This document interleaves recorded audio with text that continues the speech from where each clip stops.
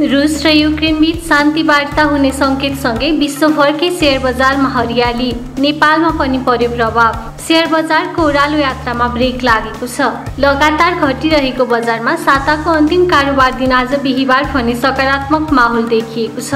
रुस र युक्रेन बीच शान्ति वार्ता हुने संकेतसँगै विश्वभरकै शेयर बजारमा हरियाली देखिँदा नेपालमा पनि यसको प्रभाव परेको हो। नेपाल स्टक एक्सचेन्जका अनुसार आज बिहीबार शेयर कारोबारमा आपक नेप्से परिसूचक 52.21 अङ्कले बढेर 2566.79 बिन्दुमा पुगेको छ।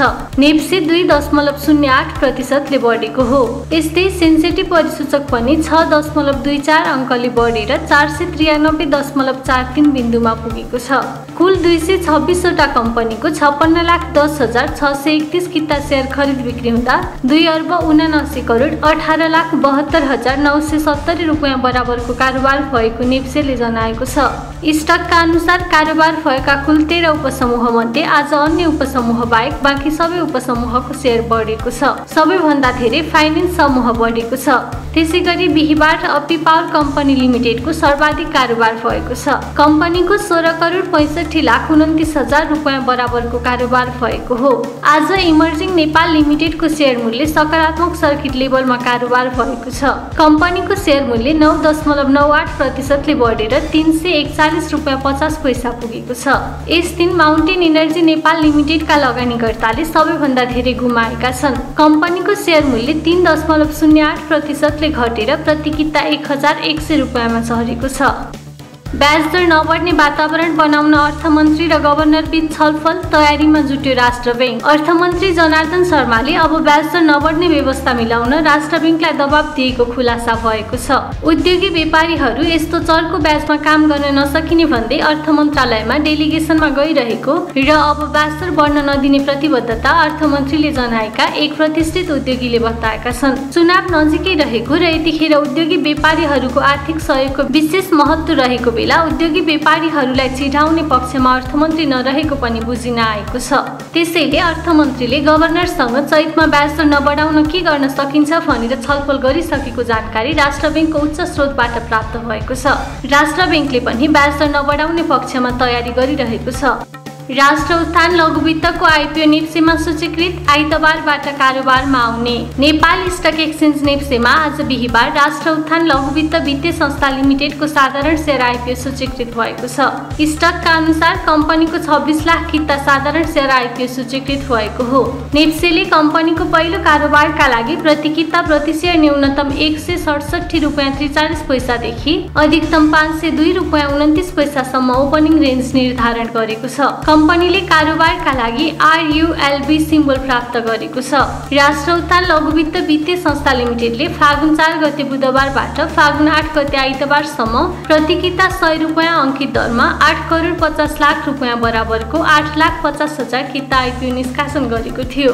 जसमध्ये जारी पुँजीको 0.5% अर्थात् 13,000 किता शेयर कर्मचारीहरूका लागि, 5% अर्थात् 42,500 किता शेयर सामूहिक लगानी घुसका लागि र 7,94,500 किता साधारण शेयर सर्वसाधारणका लागि छुट्याइएको थियो। मागभन्दा धेरै आवेदन परेको हुनाले कम्पनीको आइपिओ गोला प्रथाबाट बाँडफाँड गरिएको थियो। गोला प्रथाबाट बाँडफाँड गर्दा भाग्यमानी 79,450 जनाले 10 किता शेयर प्राप्त गरेका थिए। स्टक स्प्लिट गर्दै अमेजन 1 कितालाई 20 किता बनाउँदै। अमेरिकी अनलाइन खुद्रा कम्पनी अमेजनले शेयर स्प्लिट गर्ने भएको छ। अमेजनको हिजो बुधबार बसेको सञ्चालक समितिको बैठकले शेयर स्प्लिट गर्ने घोषणा गरेको हो। अमेजनले 1 किता शेयरलाई 20 किता बनाउन लागेको हो। अर्थात् कम्पनीको 1 किता शेयर भएका शेयर धनीले स्प्लिट पछि 20 किता शेयर प्राप्त गर्नेछन्। स्टक स्प्लिट गरेपछि अमेजनको शेयर संख्या 19 गुणाले बढ्नेछ। अमेजनले स्टक स्प्लिट गर्न लागेको चौथो पटक हो। यसअघि कम्पनीले पहिलो पटक सन् 1997 मा स्टक स्प्लिट गरेको थियो। सन् 1998 मा पनि कम्पनीले एउटा शेयरलाई 3 किता बनाएको थियो। त्यस्तै सन् 1979 मा पनि कम्पनीले एउटा शेयरलाई 2 किता पारेको थियो। गरिमा विकास बैंकले डाक्यो साधारण सभा, थप संस्थापक शेयर निष्कासन गर्ने विशेष प्रस्ताव। गरिमा विकास बैंक लिमिटेडले वार्षिक साधारण सभा आह्वान गरेको छ। बैंकको हिजो फागुन 25 गते बुधबार बसेको सञ्चालक समितिको बैठकले गरेको निर्णय अनुसार बैंकको 15औं वार्षिक साधारण सभा चैत 18 गते शुक्रबार होटल पोखरा ग्रान्ड बिरौटा पोखरामा बिहान 10:30 बजेदेखि सुरु हुनेछ। सभामा बैंकको सञ्चालक समितिको बैठकले गरेको निर्णय अनुसार गत आर्थिक वर्ष 77-78 को मुनाफाबाट बैंकका शेयर धनीहरूलाई चुक्ता पुँजीको 16% बोनस शेयर वितरण गर्ने प्रस्ताव पारित गरिनेछ। गरिमा विकास बैंक र सहारा विकास बैंकका बीचमा हालै मात्र मर्जर भएको हुनाले बोनसमा कुनै पनि कर नलाग्ने हुँदा नगद लाभांश नदिएको कम्पनीले जनाएको छ।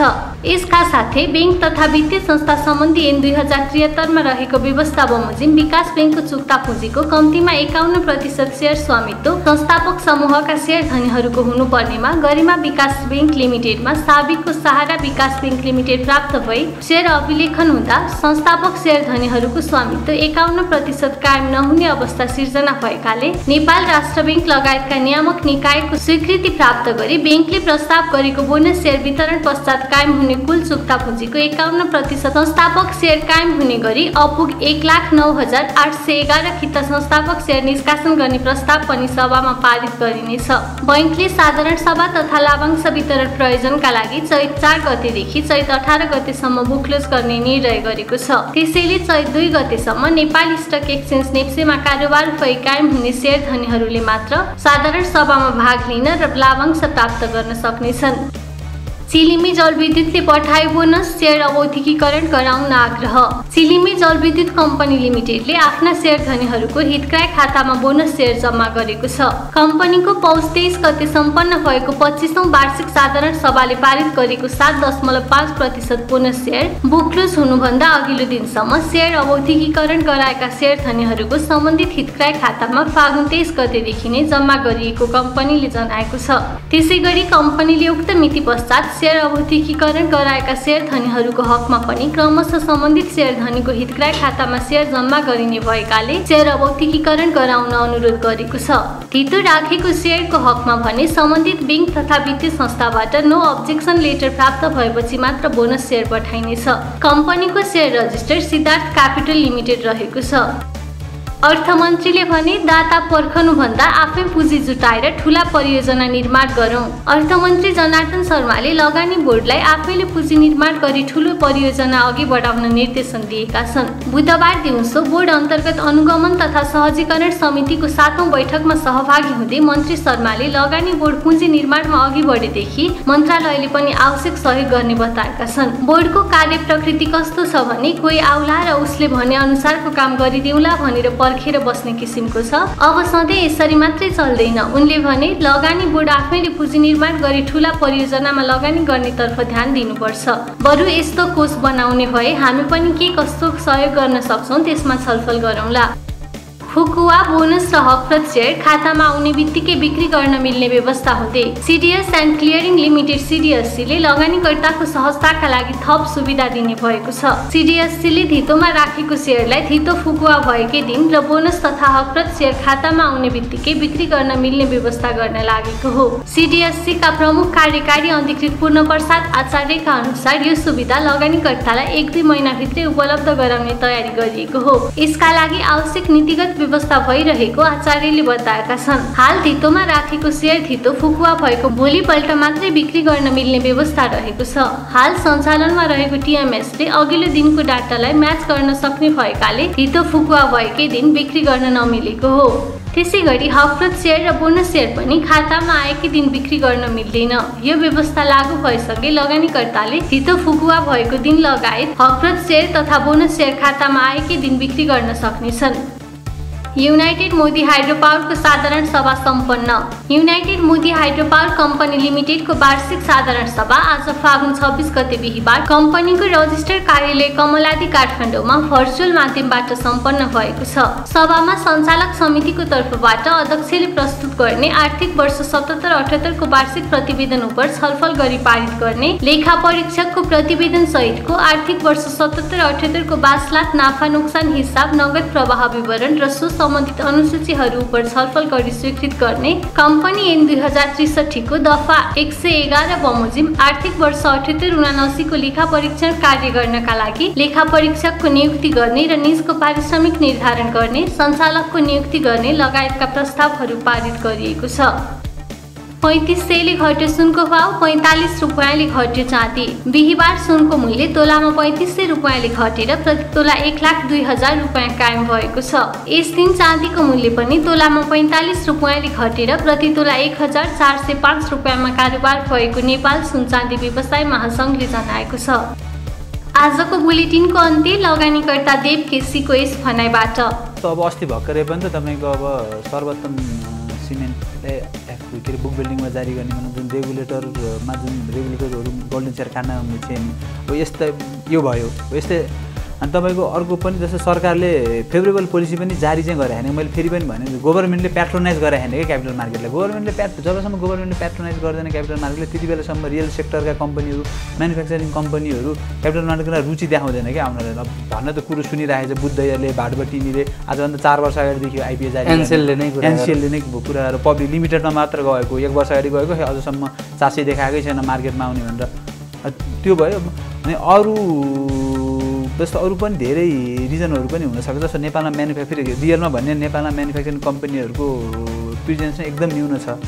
मैले भने नि अब त्यो मेन चाहिँ मलाई के लाग्छ भन्दाखेरि गभर्मेन्टले चाहिँ अलि पोलिसी चाहिँ जारी गर्नु पर्यो, अलिक कडा पनि हुनु पऱ्यो। जस्तो तपाईँको इन्डियामा 1960तिर हो क्या जस्तो, त्यहाँ पनि कुनै कम्पनीहरू पनि आउन चाहिँ रुचि देखाएको छैन क्यापिटल मार्केट। तर त्यो बेलामा एउटा फेड्रिक भन्ने एउटा अर्थमन्त्रीले तपाईँको जबरजस्ती नै गरेको कि फोरिन बाहिरको कम्पनीहरू नेस्ले यो कोकोकोलाहरूलाई जबरजस्ती नै गरेको।